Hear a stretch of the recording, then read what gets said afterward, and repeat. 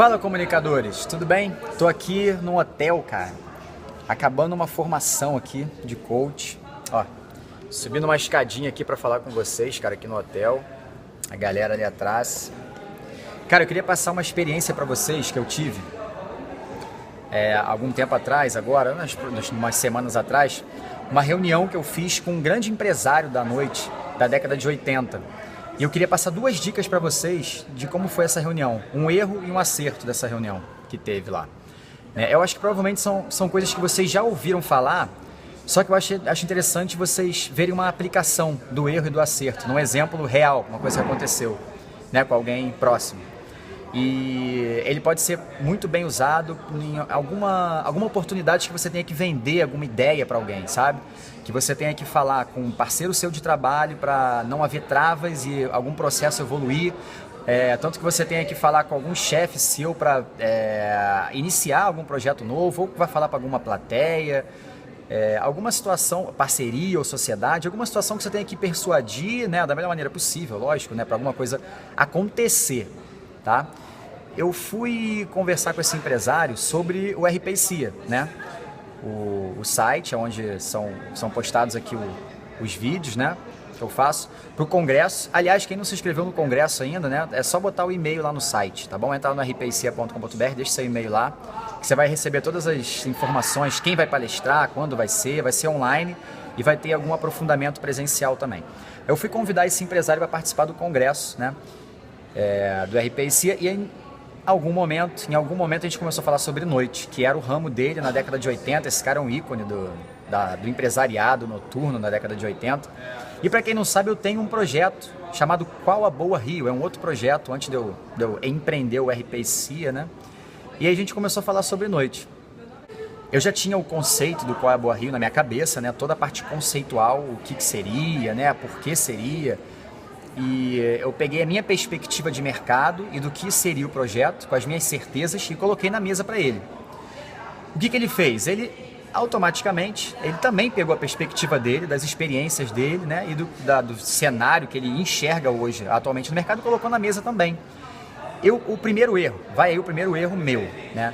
Eu acho, nessa oportunidade, que faltou um complemento meu de botar na mesa junto com o conceito, né, e da minha visão de mercado hoje, do porquê daria certo, números, sabe? Faltou eu colocar certezas numéricas também, sabe? A matemática, o porquê baseado por razões que não tem para onde a pessoa contra-argumentar sobre aquilo ali, né? Faltou, no caso, eu falar para eles de que alguns negócios noturnos, como vai, os pontos fortes, os pontos fracos, os prognósticos de mercado, o que seria, a parte das rádios também, como estão as coisas, porque o projeto envolve rádios, né?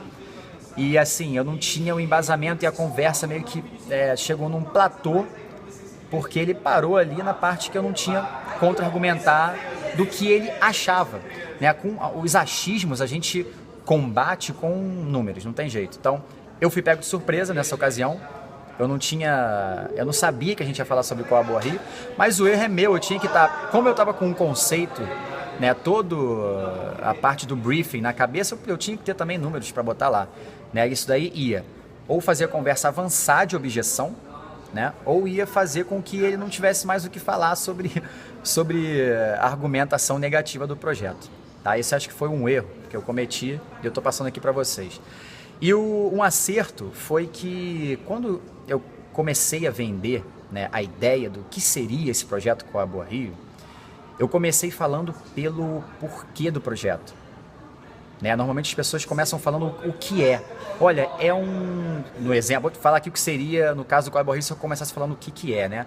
Cara, é um site, né, ou uma marca que a gente vai colocar conteúdo e tal, sabe? Isso é o que é e como seria. E aí não conecta com muita força, não envolve engajamento que a gente precisa para que uma ideia seja comprada por alguém, né? Então, assim, é muito interessante você começar a venda de qualquer ideia pelo porquê dela.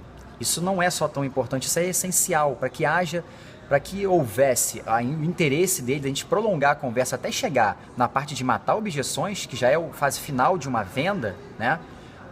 Eu comecei pelo porquê, né? o porquê a noite do Rio de Janeiro está precisando de uma renovação, não acontece muita coisa diferente do que já tem, o que os movimentos que são criados hoje não são como antigamente, houve um movimento de fuga dos estabelecimentos e criação de labels e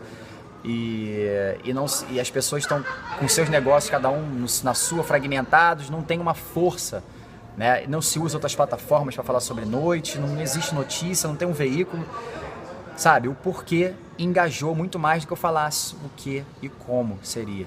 Depois eu cheguei nessa parte, né? Então eu acredito que a conversa ter seguido tão bem, até a parte da objeção, foi porque eu disse o porquê antes de falar qualquer coisa, porquê do projeto, sabe? A essência. E o meu erro foi não estar preparado para falar em números, né? Para matar a objeção, porque o que vem de qualquer ideia é a objeção. Eu estou falando de venda, pessoal, é porque é o termo que, que eu sou mais familiarizado, tá? Mas assim, é isso, é você fazer com que as coisas andem sem travas, tá bom? E para vocês que querem se aprofundar, cara, em conhecimento, né, que faz parte da busca pela excelência, vai acontecer agora em julho o RP Week. RP Week, galera, é um evento sensacional, não só para RPs, mas para comunicadores também, né? Tanto que o tema hoje é integre-se ou desintegre-se, né? Feito pela galera de Todo Mundo Precisa de um RP, que tem 4 pessoas lá sensacionais, sabe? A Japa, a Amanda, a Ari, o Pedro e o Guilherme Alf. Vocês não conhecem essa galera, vocês precisam conhecer. São pessoas que estão revolucionando mesmo a maneira de se fazer comunicação e estão revolucionando a maneira das pessoas pensarem em comunicação.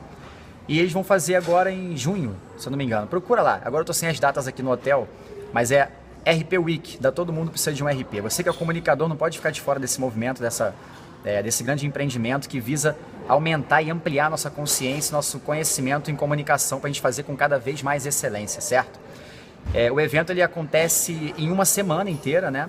Com workshops, visitas a grandes locais de trabalho dos comunicadores, tá? São para todo mundo também, galera. RPs, jornalistas, publicitários e quem quiser se comunicar melhor, tá? E no final de semana, no sábado, é feito palestras com cases incríveis de comunicação, tá bom? Então essa é uma dica também minha aqui, além das nossas sacadas, né? Da minha reunião lá com o grande empresário da noite. Espero que tenha acrescentado alguma coisa para vocês. E acessa lá, Todo Mundo Precisa de um RP, para saber mais sobre a RP Week. E se você não botou ainda o seu e-mail lá para ficar por dentro do congresso do RPC, o meu negócio, bota o seu e-mail lá, tá bom? Valeu, galera! Agora fui porque acabou aqui a minha formação de coach e agora eu vou tomar cerveja com a galera. Olha o hotel aqui bonitão que a gente tá. Dá uma big olhada na escada que eu tô. É isso aí. Valeu? Então é isso, a gente se vê no próximo vídeo. Beijos, fui!